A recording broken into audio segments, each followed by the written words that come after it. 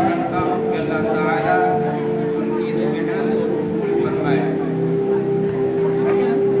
میں آپ کی حضرات کے درمیان ایک ادنا سا طالب علم ہوں، نہ میں کوئی ڈاکٹر ہوں نہ کوئی عالم ہوں، اور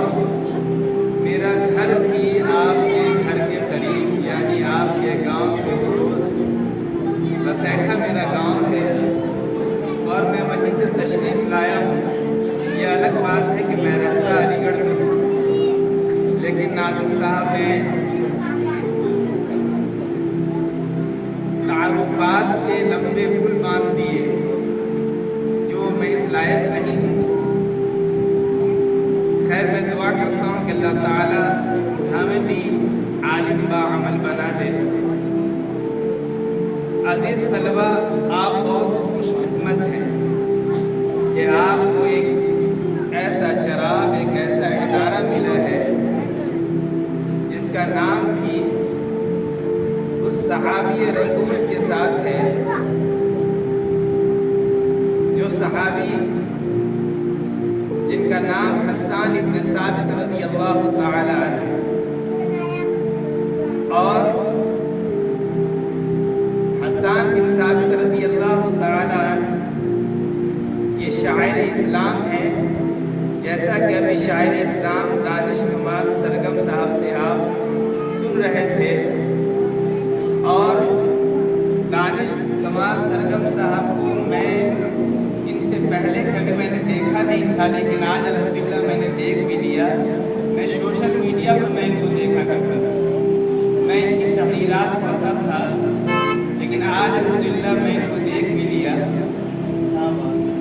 اور مجھے خوشی بھی ہوئی۔ عزیز طلبہ، بس چند باتیں یہ عرض کرنی ہے کہ آپ لوگ اس ادارے میں بیٹھے ہیں، اس ادارے میں ان 2 مہینوں کے اندر جو آپ نے محنتیں کی اور اس محنت کا جو پھل ابھی ہمیں دیکھنے کو ملا، اگر اسی طریقے سے آپ محنت کرتے رہے تو آپ انشاءاللہ آگے چل کے بہترین عالمہ اور بہترین عالم بنیں گے، بہترین محدثہ اور بہترین محدث بنیں گے، اور بہترین خطیبہ بھی بنیں گی اور خطیب بھی بنیں گے۔ اللہ تبارک و تعالیٰ سے میں دعا کرتا ہوں کہ اللہ تعالیٰ اس جامعہ حسان ابن ثابت کو قیامت تک کے لیے پوری دنیا اسلام کے لیے قبول فرما لے، اور بالخصوص اس کردولی گاؤں کے لیے قبول فرما لے، اور یہاں کے اساتذہ کرام جو محنت کر رہے ہیں اللہ تعالیٰ ان کے عمروں میں برکت عطا فرمائے۔ علم ایک ایسی دولت ہے، علم کی ضد ہے جہالت۔ اگر انسان علم حاصل نہیں کرتا ہے تو جہالت خود بخود آ جاتی ہے۔ جہالت سیکھنے کی چیز نہیں ہوتی ہے، بلکہ وہ خود بخود انسان کے دلوں میں داخل ہو جاتا ہے اور پھر انسان الٹی سیدھی حرکتیں کرتا رہتا ہے۔ لیکن ایک علم ایک ایسی چیز ہے جس سے انسان کے قلوب کو منور کرتا ہے، روشنی پہنچاتا ہے، اور اللہ کے نبی علیہ السلام نے فرمایا کہ علم روشنی ہے، علم حاصل کرنے سے روشنی ملتی ہے۔ جو شخص علم حاصل کرتا ہے اس کے دلوں کو بھی منور کرتا ہے، اس کے خاندان کو بھی منور کرتا ہے، بلکہ تفسیر المعانی میں لکھا ہے کہ علم حاصل کرنے والے شخص کے ذریعے سے ان کے ارد گرد جتنے بھی لوگ ہوتے ہیں وہ سب کو فیض پہنچتا ہے اور سب کو روشنی ملتی ہے۔ اور علم ایک ایسی دولت ہے جو انسان جب حاصل کرتا ہے تو انسان اس کمال تک پہنچ جاتا ہے، اس سریت تک پہنچ جاتا ہے جس کو اللہ تعالیٰ نے علم سے نواز دیا، تو وہ بہترین عالم بن کر کے اور بہترین معلم بن کر کے، بہترین محدث بن کر کے، بہترین خطیب بن کر کے وہ آگے بڑھتا ہے، اور وہ بڑھتا چلا جاتا ہے۔ وہ نیچے نہیں آتا، وہ پیچھے نہیں ہٹتا، بلکہ ان کے حوصلے بلند ہوتے ہیں اور وہ ترقی کرتا ہے، اور وہ ترقی کی سیڑھیوں پر چڑھتا چلا جاتا ہے۔ علم وہ دولت ہے۔ تو عزیز طلبہ اور طالبات، ابھی آپ چھوٹے ہیں لیکن لیکن جب آپ درجہ بدرجہ تدریج جب آپ علم حاصل کرتے چلیں گے، آپ آگے بڑھتے جائیں گے، تو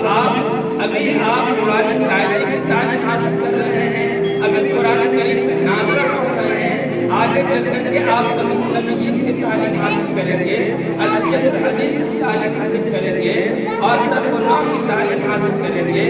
آپ اسی طریقے سے قرآن کی حافظہ بنیں گی اور قرآن کے حافظ بنیں گے، تو آپ یقین جانیے کہ آپ کے گھروں میں بھی روشنی آئے گی،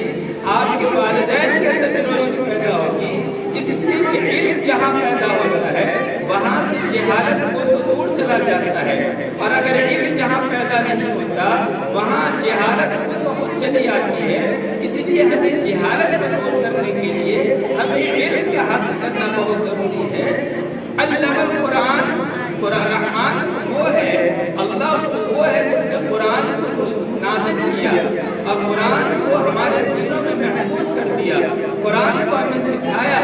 اور اس کو سیکھنے کے لیے اور اس کو سکھانے کے لیے اللہ تبارک و تعالیٰ نے قرآن کریم کا جو نزول ہے اس قرآن کریم کو ہم سب کے آقا و مولا جناب محمد رسول اللہ صلی اللہ علیہ وسلم کے سینے اور قلب اطہر پر نازل کیا۔ پھر اللہ کے پیارے نبی جناب محمد رسول اللہ صلی اللہ علیہ وسلم نے اس قرآن پر محنت کر کے اس قرآن کو صحابہ کرام نے پہنچایا، اور صحابہ کرام نے محنت کر کے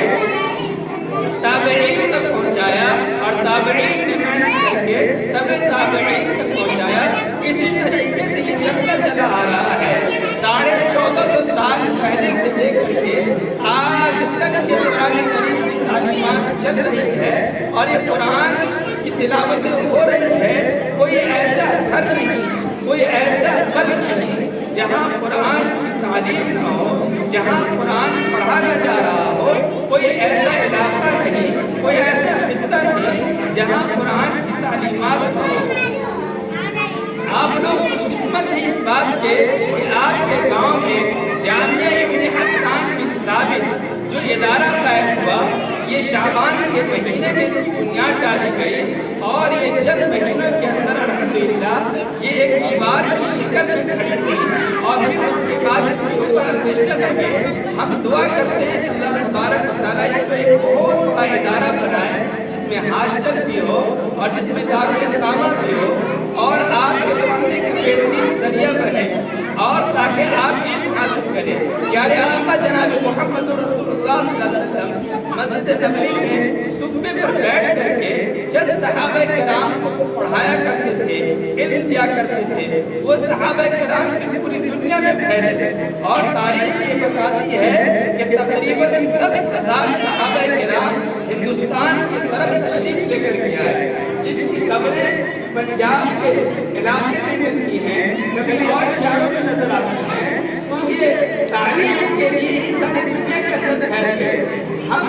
اور آپ بھی نیت کریں کہ ہم بھی علم حاصل کریں، ہم بھی قوم کی خدمت کرنے کے لیے دنیا کے کونے کونے میں پھیلیں گے۔ آج دارالدیوبند کی جو شاخیں ہیں وہ ہر جگہ چل رہی ہیں، بڑھ رہی ہیں۔ وقت کی قدر ہے، بس زیادہ وقت نہ کرتے ہوئے میں آپ اللہ کے سامنے ایک سی بات کروں، عرض کروں کہ یہ ادارہ انشاءاللہ، لیکن آپ دیکھیں گے کہ یہ چمکے گا اور یہ بڑھے گا اور یہ پھلے گا اور پھولے گا بھی، اور یہاں سے بہترین عالمہ حافظہ بن کر کے اور بہترین عالمہ حافظ بن کر کے نکلیں گے۔ اللہ تبارک و تعالیٰ سے میں دعا کروں گا کہ مولانا صفی اللہ ندوی صاحب نے جو قدم اٹھایا ہے ان کے حوصلے کو مضبوط فرمائے، اور ان کے ساتھ ساتھ جو حضرات بھی تعاون کرتے ہیں، جو ان کے شانہ بشانہ ان کے ساتھ دیتے ہیں، ان کو بھی اللہ تبارک و تعالیٰ اس